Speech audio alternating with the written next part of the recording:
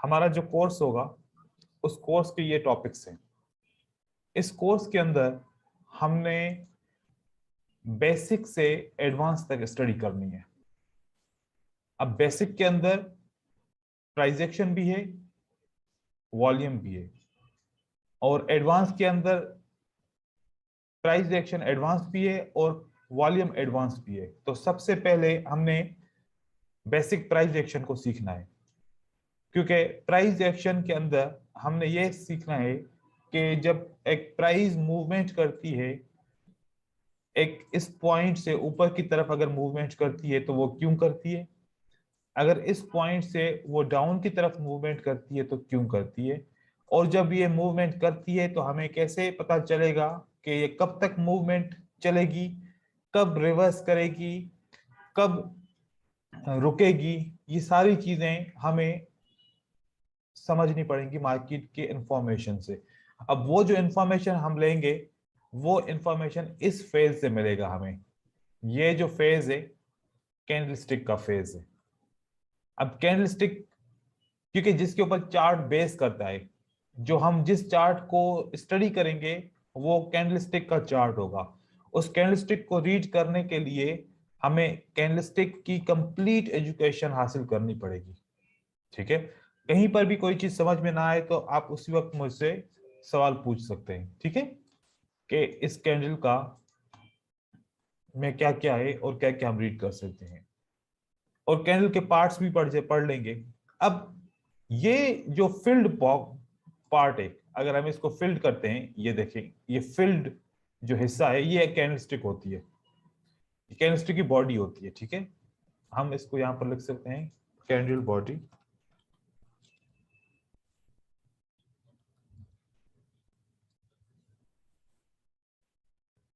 अब कैंडल की बॉडी हो गई ये वाला हिस्सा जो फील्ड है। इसके ऊपर आपको कुछ लाइन भी नजर आएगी, कभी ऐसे लाइन नजर आएगी और कभी नीचे की तरफ से लाइन नजर आएगी। इस लाइन को हम विक कहते हैं, विक भी कह सकते हैं आप इसको शेडो भी कह सकते हैं। अब ये तो स्ट्रक्चर है कि कैंडल की बॉडी होगी और उसका विक होगा, लेकिन इसके अंदर इंफॉर्मेशन कहां कहां पर होती है। अब जैसे कि यहां से पता चलता है, जब ये कैंडल स्टार्ट होती है, ग्रीन कैंडल जब भी स्टार्ट होती है तो ऊपर की तरफ जाती है। अब ये ऊपर की तरफ तो जाती है, लेकिन स्टार्ट कहां से होती है, ये नीचे से स्टार्ट होती है, तो इसको हम कहेंगे ओपन प्राइस। ये हमारी ओपन रहेगी। फिर कभी कभार जैसे स्टार्ट होती है तो फिर डाउन की तरफ भी आती है, शुरू में ही डाउन की तरफ आती है। यहां से स्टार्ट हुई और शुरू में डाउन की तरफ आई, फिर मार्केट ऊपर की तरफ जाती है, प्राइस ऊपर की जाती है, फिर यहां से वापस आके नीचे आती है। अब इस कैंडल का स्ट्रक्चर भी ऐसा ही है, पहले यहां पर ओपन हुई, नीचे इस जगह तक आई, तो ये हमारा हो गया कैंडलस्टिक का लो एरिया, कि यहां पर प्राइस लो तक टच किया। फिर यहां से प्राइस ऊपर की तरफ जाती है, इस एरिया को इसने टच किया जो हमारा हाई कहलाता है, कि प्राइस ने ऊपर इतनी प्राइस ऊपर गई कि जो इस कैंडल का हाई बन गया। उसके बाद जब ये कैंडल क्लोज हुई, अब जब क्लोज की भी बात करता हूं तो इसका मतलब है कि इसका कोई टाइम फ्रेम है, तो कैंडल का टाइम फ्रेम होता है, और अगर वो टाइम कंप्लीट हो जाए तो कैंडल क्लोज हो जाती है। अब कितने टाइम फ्रेम होते हैं, 1 मिनट भी होता है, 5 मिनट भी होता है, 15 मिनट भी होता है, 1 घंटा भी होता है, 4 घंटे भी होता है, एक दिन भी होता है, एक महीने भी होता है। मतलब जितना टाइम फ्रेम हम चाहें उतना टाइम फ्रेम की कैंडल हो सकती है। तो जब क्लोज होता है वो टाइम क्लोज होता है, जैसे कि 1 मिनट की कैंडल स्टार्ट होती है, वो 1 सेकंड से स्टार्ट होगी, तो 59 सेकंड जब पहुंचेंगे तो कैंडल क्लोज हो जाएगी। तो हमारे ये टाइम ड्यूरेशन रहा है एक कैंडल का। बाइनरी ऑप्शन के लिए जब हम बाइंग और सेलिंग के लिए प्रैक्टिस करते हैं और बाय और सेल करते हैं, तो 2 पोर्शन होते हैं। एक पोर्शन होता है 30 सेकंड बाय करने के लिए होता है, और 30 सेकंड एक्सपायरी टाइम होता है उसका। इस 30 सेकंड के अंदर हम बाय करते हैं, पहले सेकंड पे भी बाय कर सकते हैं, 5वें सेकंड पे बाय कर सकते हैं, 10वें सेकंड पे भी कर सकते हैं, 29वें सेकंड तक आप बाय कर सकते हैं। जब ये आप बाय करेंगे 29वें सेकंड तक, उसके बाद जो अगले 30 सेकंड होंगे उसमें आप कुछ भी नहीं कर सकते। आपको सिर्फ वेट करना पड़ेगा। जहां पर आपने बाय किया है तो प्राइस वहां से ऊपर जानी चाहिए, अगर सेल किया है तो प्राइस वहां से नीचे आनी चाहिए। अगर अपकमिंग 30 सेकंड आपके प्राइस से मार्केट नीचे होगी तो आपको ट्रेड विन होगा या लॉस होगा। तो इसके बारे में मजीद हम पढ़ेंगे आगे, लेकिन पहले कैंडल को सही तरीके से समझते हैं। तो अब कैंडल की हमें क्या इंफॉर्मेशन मिली है? एक इंफॉर्मेशन मिली कि ओपन यहां से हुई थी, फिर मार्केट नीचे की तरफ आई, फिर यहां से फिर वापस ऊपर की तरफ गई, यहां तक हाई बनाया, उसके बाद फिर क्लोज हो गया नीचे। और ये चार इंफॉर्मेशन हमें रिटन फेज में मिलती हैं, ओपन, लो, क्लोज, हाई। और ये जो इंफॉर्मेशन बॉडी की मिलती है, अगर बॉडी छोटी है तो वीक होती है, थोड़ी सी बड़ी है तो मीडियम होती है, अगर बहुत ज्यादा बड़ी हो जाती है तो स्ट्रांग और बिग बॉडी हो जाती है। तो उसका कॉन्सेप्ट भी हम पढ़ेंगे आगे चल के। अब सेल कैंडल हम ड्रॉ करते हैं। इस सेल कैंडल के लिए सेम हम इसको स्ट्रक्चर देते हैं। ये हमारा सेम स्ट्रक्चर बन गया सेल कैंडल का। अब सेल कैंडल के अंदर क्या डिफरेंस है, जो बाय के अंदर डिफरेंस है और सेल के अंदर, वो हम पढ़ेंगे। अब यहां पर इसका ओपन है, अब सेल कैंडल का ओपन यहां पर है और बाय कैंडल का ओपन यहां पर है, तो ये एक डिफरेंस है। क्लोज इसका नीचे है और बाय कैंडल का क्लोज ऊपर है, एक ये डिफरेंस है। लो इसमें भी सेम रहेगा और हाई इसमें भी सेम रहेगा। लो और हाई कभी भी चेंज नहीं होते, लेकिन ओपन और क्लोज चेंज होते रहते हैं। और बॉडी, ये रेड कैंडल होगी तो इसकी रेड बॉडी होगी, और रेड बॉडी का मतलब है कि सेल। अब हम कलर तो कोई भी इस्तेमाल कर सकते हैं। अगर कोई ग्रीन कैंडल यहाँ पर रेड की जगह पे ब्लू कैंडल का इस्तेमाल करे, ब्लू कलर का, वो भी कर सकता है। व्हाइट कर सकता है, ब्लैक कर सकता है, जो भी कलर करे, कलर से कोई मतलब नहीं है। कलर पहचान के लिए होता है।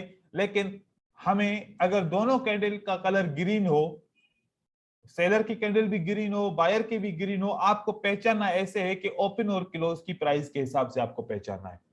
ठीक है। अब ये हमारे पास इंफॉर्मेशन आ गई एक कैंडल की। जो सबसे मेन इंफॉर्मेशन है कि कैंडल की बॉडी कितनी है, इसकी साइज कितनी है, फिर जो ऊपर का शेडो है या फिर जो नीचे का शेडो है, इसकी साइज कितनी है। ये जो ऊपर से विक जिसको हम कह रहे हैं, असल में ये होती है रिजेक्शन। क्या होती है? रिजेक्शन होती है। रिजेक्शन का मतलब होता है कि अपोजिट पार्टी से प्रेशर आ रहा है। अब प्रेशर क्या होता है? या तो बाय होती है तो स्पीड में बाय की ऊपर की तरफ चली जाती है तो बाय का प्रेशर, अगर मार्केट ऊपर की तरफ जा रही है तो बाय प्रेशर कहेंगे, बाय प्रेशर। और अगर मार्केट नीचे की तरफ आ रही है तो सेल प्रेशर कहेंगे इसको हम। बाय प्रेशर और सेल प्रेशर। अब ये बाय प्रेशर और सेल प्रेशर दोनों एक ही कैंडल के अंदर हो सकते हैं। जैसे कि अब मैं एक ग्रीन कैंडल यहां पर फॉर्म कर रहा हूं, ये हमारी एक ग्रीन कैंडल है। इस ग्रीन कैंडल के अंदर ऊपर से विक है तो क्या हुआ? ऊपर से सेल प्रेशर है। ये एरिया क्या है हमारा? Cell pressure.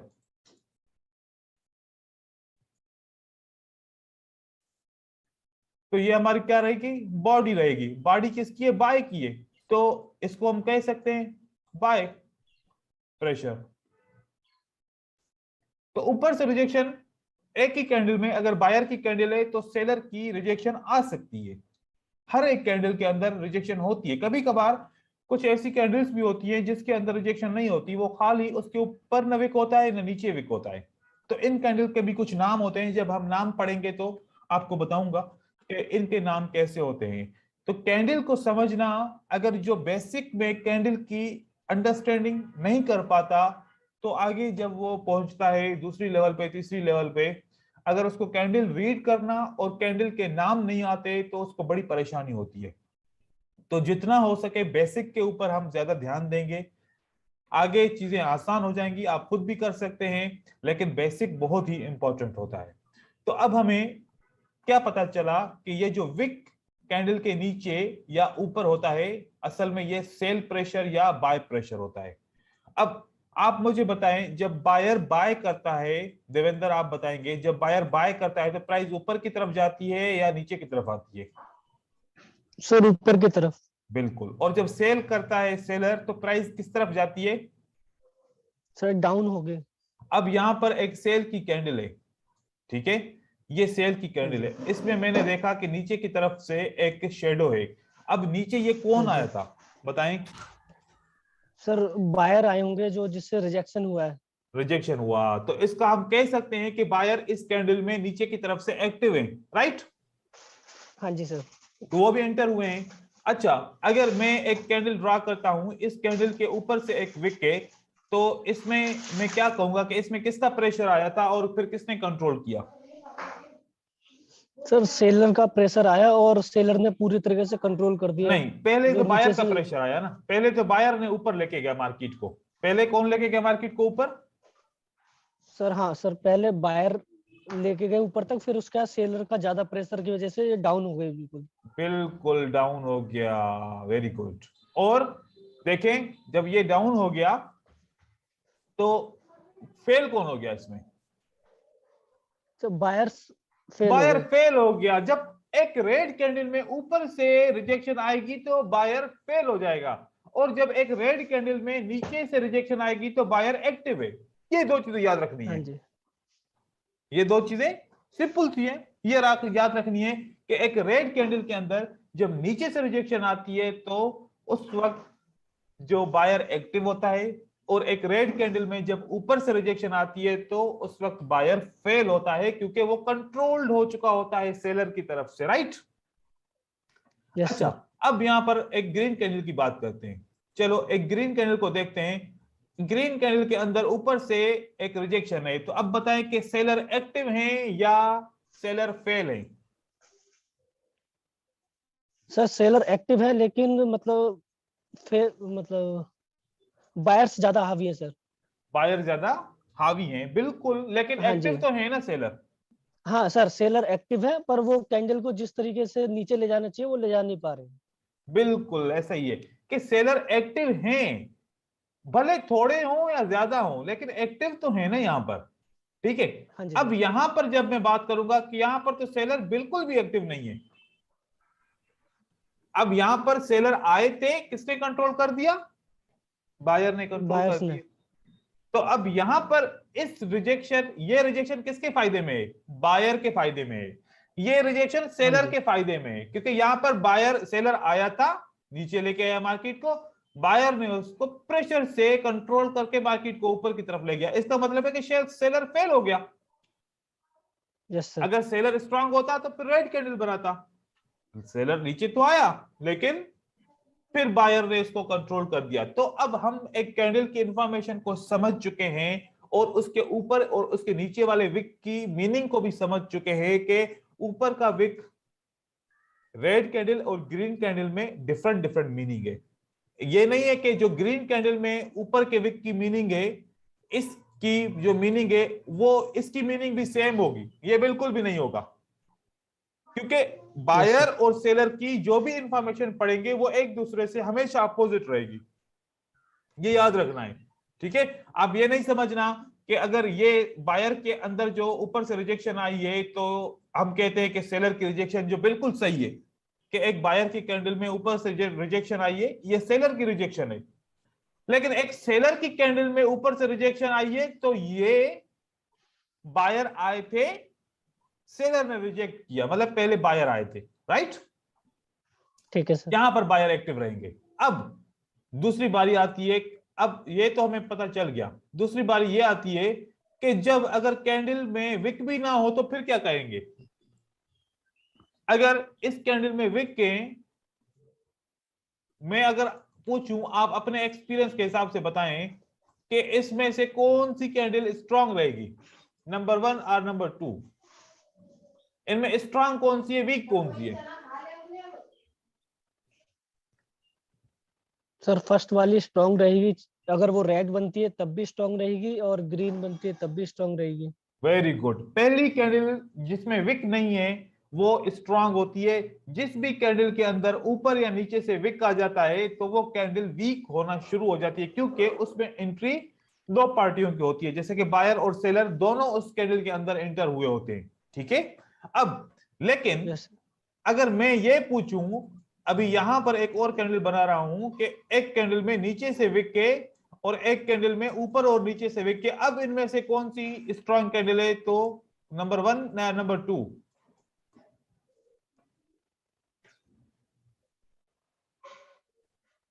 यस, तो इसमें सर थोड़ा कंफ्यूजन है। इसमें कंफ्यूजन है। ओके, अजीत बताएगा हमें। Number 1 sir, number strong. 1। देखो, नंबर 1 कैंडल क्यों स्ट्रांग है? क्योंकि इसमें सेलर एंटर हुआ था यहां तक, फिर किसने कंट्रोल कर दिया? हमारे बायर ने इसको कंट्रोल कर दिया, राइट? तो सेलर खत्म हो गया। सेलर क्या हो गया? खत्म। यहां पर सेलर एंटर हुआ, दोबारा बायर ने इसको कंट्रोल किया, अगेन सेलर एंटर हुआ मार्केट में। तो अब सेलर 2 दफा एंटर हुआ, एक तो नीचे ओपन से एंटर हुआ, एक तो क्लोज से एंटर हुआ। तो मतलब देखें कि यहां पर भी सेलर की एंट्री, यहां पर भी सेलर की एंट्री। जिस एक कैंडल में 2 दफा सेलर की एंट्री हो और एक कैंडल में 1 दफा सेलर की एंट्री हो, तो कौन सी कैंडल स्ट्रांग होगी? एक वाली स्ट्रांग होगी या 2 वाली स्ट्रांग होगी बायर के लिए? अब बताएं देवेंद्र, अब पहली कैंडल स्ट्रांग होगी या दूसरी होगी? सर पहली वाली। पहले वाली। पहली वाली समझ में आई या कंफ्यूज कर रही है अभी तक? सर आगे समझ में। आ गई समझ में, वेरी गुड। हम्म। अब इसी तरीके से एक और ग्रीन कैंडल की इंफॉर्मेशन पढ़ते हैं कि कैंडल की बॉडी छोटी हो गई और नीचे से विक बड़ा हो गया। बॉडी छोटी हो गई और विक बड़ा हो गया। अब बताओ कि इस कैंडल के अंदर बायर वीक हैं या बायर स्ट्रांग है? सर बायर्स स्ट्रांग है सर। बायर स्ट्रांग है, वेरी गुड। अजीत, क्या ये सही कह रहा है, बायर स्ट्रांग है? जी सर। अगर ये बायर स्ट्रांग है तो इसमें वीक कौन हो गया? क्योंकि इसमें सेलर भी मौजूद है इस कैंडल के अंदर और बायर भी है। तो बायर तो चलो स्ट्रांग हो गया, तो वीक कौन हुआ इसके अंदर? सेलर। सेलर हुए। सेलर वीक हुआ क्योंकि ये सेलर नीचे की तरफ तो आया था, फिर मार्केट में ऊपर की तरफ चला गया। बायर मतलब सेलर को कंट्रोल करके ऊपर की तरफ चला गया। अब मैं एक और कैंडल यहां पर बनाऊंगा जिसमें एक ग्रीन कैंडल की बॉडी होगी और विक बड़ा ऊपर से होगा। अब बताओ कि इसमें बायर स्ट्रांग है या बायर वीक है? सर इसमें सेलर्स की एंट्री तो है, लेकिन वो कैंडल को रेड करने में, मतलब कन्वर्ट करने में सफल नहीं हो पाए। बिल्कुल ठीक है। पर बायर्स ने अभी होल्ड कर रखा है सर इसे। बायर्स ने भी होल्ड करके लिखा है, लेकिन बायर को स्ट्रांग तो नहीं कह सकते ना। स्ट्रॉन्ग्स नहीं कह सकते, लेकिन सर वो ये कि मतलब सेलर कोशिश कर रहे हैं, लेकिन वो बायर्स ने भी होल्ड करके सेलर रखा ने हुआ है। कोशिश की, यूं समझो कि एक 100% कैंडल बनी, ठीक है? एक 100% कैंडल बनी जिसमें से 75% सेलर ने कंट्रोल किया, अभी भी 25% बायर की बॉडी मौजूद है, ऐसा कह सकते हैं। हाँ, हाँ जी सर। तो ये कैंडल बायर की तरफ से वीक हुई क्योंकि सेलर अभी एक्टिव है ऊपर की तरफ से। मतलब बायर कैंडल में जब भी ऊपर की रिजेक्शन होगी तो वो एक्टिव है। अब जैसे कि यहां पर मैं लिखूं, ये लिखूं कि एक्टिव, ये क्या है? कौन एक्टिव है? सेलर एक्टिव, हाँ ठीक जी है? सर। ये सेलर एक्टिव है। अगर नीचे से विक के तो मैं कहूं कि सेलर वाज एक्टिव। तो पहले एक्टिव, ये पहले एक्टिव था, अब एक्टिव नहीं है नीचे की तरफ, ठीक है? ये पहले हाँ जी। एक्टिव था लेकिन अब नहीं है, लेकिन ये अभी भी एक्टिव है। जो अभी भी एक्टिव होगा तो वो खतरनाक हो सकता है, ठीक है? ठीक है सर। चलो, अब हम एक डिफरेंस पढ़ते हैं। मैं एक हैमर बनाता हूं, हर एक कैंडल का नाम होता है, वो नाम भी हम पढ़ेंगे। हम हर एक कैंडल को नाम से पुकारते हैं। ये दूसरा हैमर है। अब ये बायर का हैमर बड़ा स्ट्रांग है। ये बायर को क्या करता है? स्ट्रांग करता है। अगर ये बायर को स्ट्रांग करता है तो ये सेलर को स्ट्रांग करता होगा, राइट रॉन्ग? रॉन्ग है सर। ये सेलर को दोनों कैंडल्स दोनों वीक कैंडल्स, कर रहा है सर। वेरी गुड, क्योंकि नीचे से सेलर की कैंडल में रिजेक्शन है तो ये सेलर को वीक कर रहा है। अगर इसी की जगह पे एक ये कैंडल होती जिसमें सेलर को ऊपर से रिजेक्शन होती, तो ये बड़ी स्ट्रॉन्ग कैंडल थी। ये बड़ी क्या थी? स्ट्रॉन्ग स्ट्रॉन्ग थी कैंडल। सर सेलर तो जी। हैमर जो रेड कलर का हैमर है वो सेलर के लिए वीक है, बायर के लिए बायर की फेवर में, बायर की फेवर में रहेगा। लेकिन ये जो इन्वर्टेड हैमर है जिसको ऊपर से रिजेक्शन है, ये सेलर के लिए स्ट्रॉन्ग, पूरे के पूरा स्ट्रॉन्ग कैंडल है। अब बायर के लिए कौन सा वीक रहेगा? ये इन्वर्टेड हैमर बायर के लिए वीक रहेगा, राइट? हाँ जी। ओके। लेकिन अब क्या होता है कि एक और कैंडल आ जाती है, वो ये रहती है कैंडल के इसके ऊपर भी उतना ही वीक होता है, नीचे भी उतना ही वीक होता है। अब इसको क्या कहेंगे हम? फिर नाम तो इसका स्पिनिंग कैंडल है, लेकिन अब इसमें जितनी वीक, जितना सेलर यहां फेल हुआ था उतना वापस ऊपर से आ गया। तो अब हम इसको क्या कहें कि सेलर स्ट्रांग है या बायर स्ट्रांग है, या बायर नॉर्मल है, सेलर नॉर्मल है, या दोनों दोनों न्यूट्रल हैं, बायर भी न्यूट्रल है, सेलर भी न्यूट्रल है? क्या कहें इसको? सर इस केस में तो दोनों न्यूट्रल लग रहे हैं सर। दोनों, बायर भी न्यूट्रल, सेलर भी न्यूट्रल, क्योंकि बीच में छोटी सी बॉडी है जो इतनी ज्यादा अहमियत नहीं रखती। जो बायर ने कंट्रोल किया उतना ही सेलर ने कंट्रोल किया, तो इसको कहेंगे न्यूट्रल कैंडल। इसको क्या कहेंगे? न्यूट्रल। Neutral candle. अजीत समझ में आ रहा है? Yes sir. ये भी हमारा न्यूट्रल कैंडल है। ये क्या है? न्यूट्रल कैंडल है। अब जब भी इस किस्म की कैंडल आएगी जिसका बैलेंस बराबर होगा, ऊपर और नीचे की विक बराबर होगी, बीच में छोटी सी बॉडी होगी, तो उसको न्यूट्रल कैंडल कहेंगे। अब न्यूट्रल कैंडल कैसे इस्तेमाल करते हैं, इसको कैसे ट्रेड करते हैं, जब हम ट्रेंड्स के बारे में पढ़ेंगे तो उसके बारे में आपको मालूमात मिल जाएगी, राइट? चलो, ठीक अब है एक सर। ऐसी कैंडल आती है जिसके बॉडी नहीं है लेकिन ऊपर और नीचे का विक बराबर है। इस कैंडल को क्या कहेंगे? इसका नाम क्या रखेंगे हम?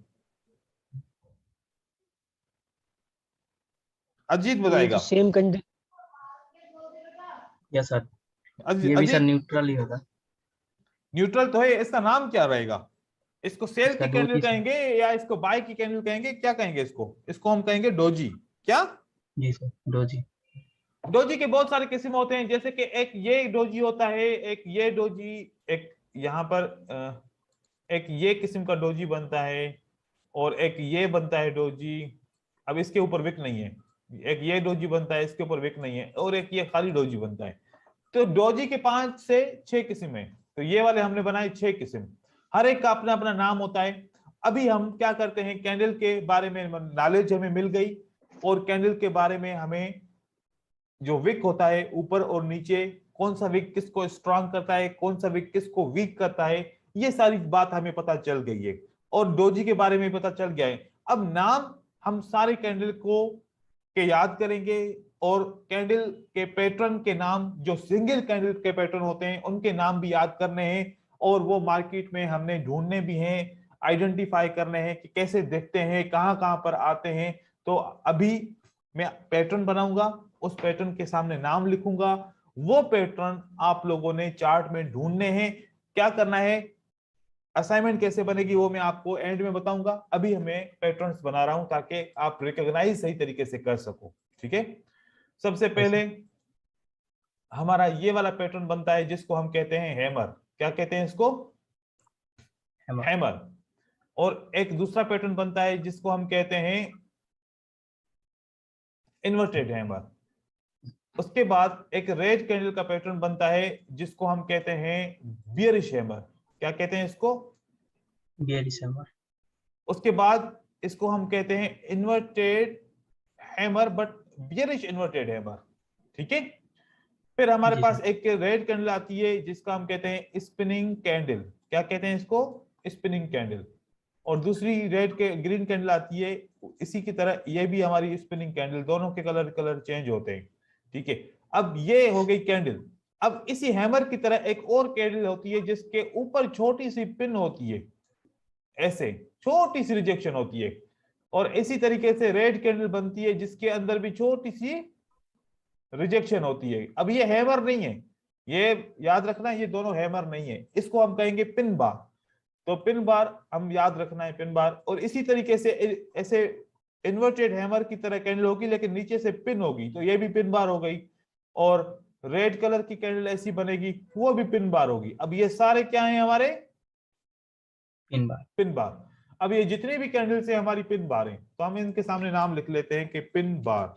अब पिन बार बियरिश और बुलिश आप कलर के हिसाब से समझ सकते हैं।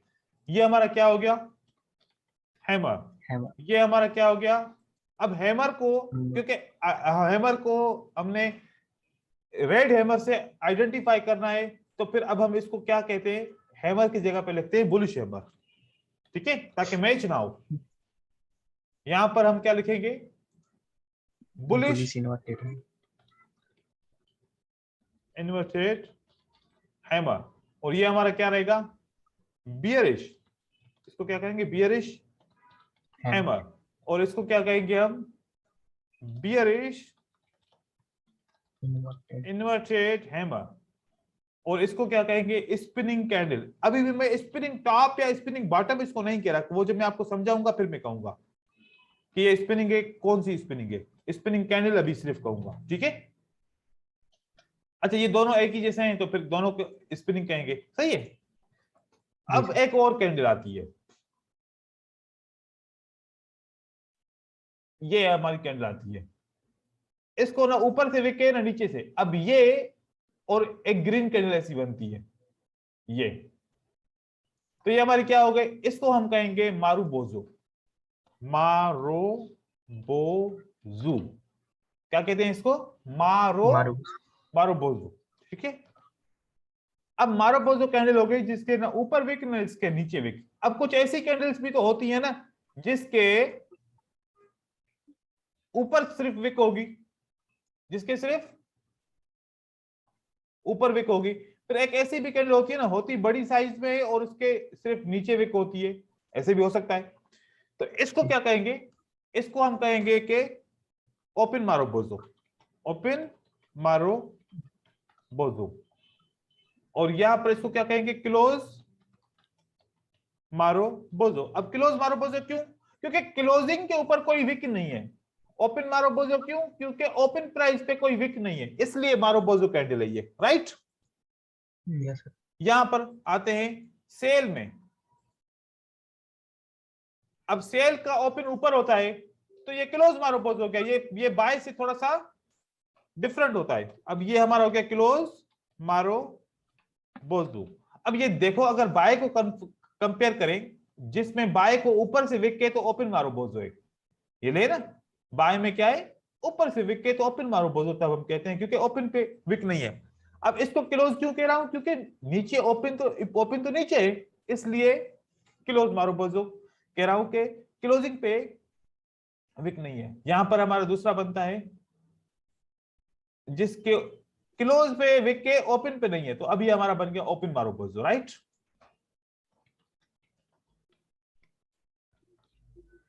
तो ये आपको कंप्लीट सिंगल कैंडलस्टिक पैटर्न, ये हमारे कौन से पैटर्न है, सिंगल कैंडलस्टिक पैटर्न्स, राइट है। अब ये पैटर्न्स आपने याद करने हैं, जैसे मैंने लिखे हैं ऐसे याद करने हैं, चार्ट में भी ढूंढने हैं। चार्ट में ढूंढ के आपने मुझे दिखाने भी हैं। अब वो कैसे ढूंढेंगे, जैसे फॉर एग्जांपल यहां पर चार्ट है ये, अब इस चार्ट के अंदर ये कौन सा है, पिन बार है, ये क्या है, पिन बार। ये पिन बार है, ठीक है, ये पिन बार है, ये पिन बार है। अब इन्वर्टेड हैमर की तरह दिखता है लेकिन नीचे से पिन है तो पिन बार होगा, ये भी पिन बार है, ये देखो ये नीचे से विक के तो पिन बार है। तो इस तरीके के बहुत सारे हमें पैटर्न मिलेंगे। अब हमने वो पैटर्न आइडेंटिफाई करने हैं, तो ये मैं पिक्चर सेव करता हूं, और सेव करने के लिए आपको फिर मैं दूंगा भी सही, लेकिन एक चीज इसमें ऐड करता हूं। अभी हमारे पास कुछ और पैटर्न है, कौन से पैटर्न है, कौन से मैं भूल गया हूं जो मैंने नहीं लिखे, अजीत बताओ या मैं बताऊं खुद। सर सिंगल वाले में सर, हाँ, शूटिंग स्टार और हैंगिंग मैन। अब ये बिल्कुल हैमर की तरह होता है, किसकी तरह होता है, हैमर की। अब कहेंगे कि सर ये भी ये हैंगिंग मैन आप कह रहे हैं और वो आप बुलिश हैमर कह रहे हैं, ऐसे कैसे हो सकता है? ये बिल्कुल ऐसे ही है जैसे कि इन्वर्टेड हैमर है, तो ये कैसे हो सकता है कि एक जैसे पैटर्न के दो दो नाम? अब मैं आपको बताता हूं, देखो मार्केट नीचे की तरफ आई है, यहां पर स्टॉप हुई, यहां पर क्या बना? हैमर बना। फिर मार्केट ऊपर गई, यहां पर क्या बना?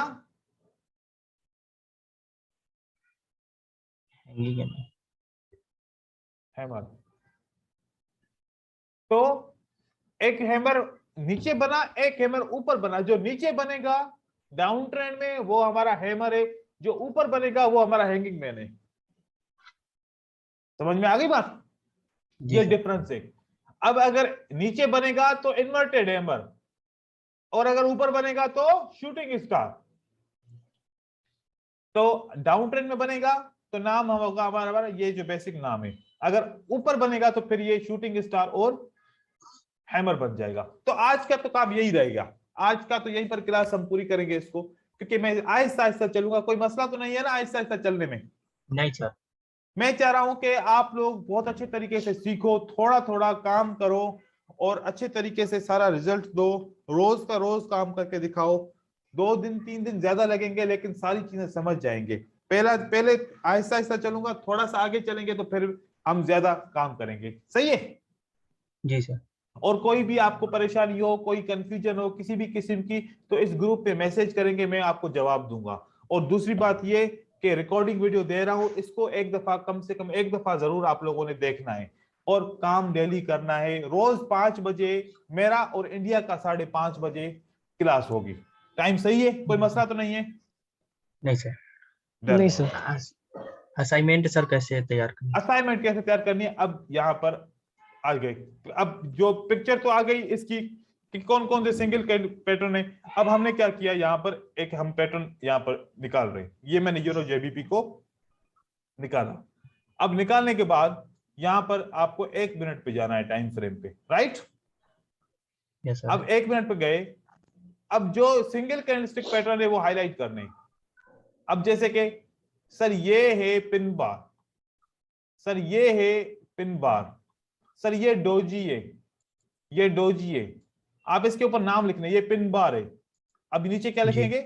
ऐसे इसको गोल बना के निशान करके आप इसको लिखेंगे ये पिन बार। अब पिन बार कौन सी है, बुलिश है बियरिश है? तो बियरिश है, तो आप बियरिश पिन बार रखेंगे। मतलब आपने हर एक पैटर्न को, जो सिंगल कैंडलस्टिक के पैटर्न बताए, एक एक पैटर्न को आइडेंटिफाई करेंगे। कितने? मतलब एक हैमर, एक इन्वर्टेड हैमर, एक शूटिंग स्टार, और इस तरीके से जितने भी पैटर्न पढ़े एक एक दफा हाईलाइट करेंगे। अब जैसे कि फॉर एग्जांपल यहां पर पिन बार हो गया, क्या हो गया? पिन बार हो गया। ये भी पिन बार हो गया। अब दूसरी बार पिन बार को हाईलाइट नहीं करें, फिर हैमर को ढूंढें।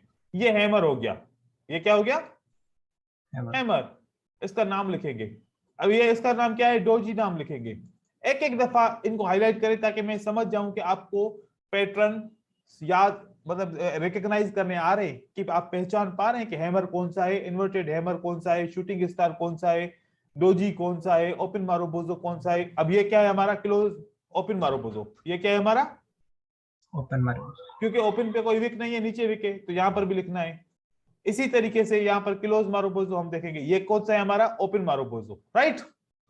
Yes sir. तो ऐसे आपने आइडेंटिफाई करना है, आइडेंटिफाई करके दिखाना है। कल हम जो पढ़ेंगे वो सिंगल कैंडल के अंदर कंटिन्यूएशन पैटर्न कौन से होते हैं और रिवर्सल पैटर्न कौन से होते हैं। फिर वो जब पढ़ेंगे तो आपको मजीद और इंफॉर्मेशन भी उसके साथ दूंगा, और 2 कैंडलस्टिक पैटर्न भी पढ़ेंगे। तो 3-4 दिन हमें कैंडलस्टिक को समझने में और पैटर्न को समझने में लगेंगे। तो आहिस्ता आहिस्ता इंशाल्लाह चलते हैं। ठीक है भाईजान? जी सर। चलो मैं वीडियो आपको सेंड करता हूं और फिर आप मुझे इसका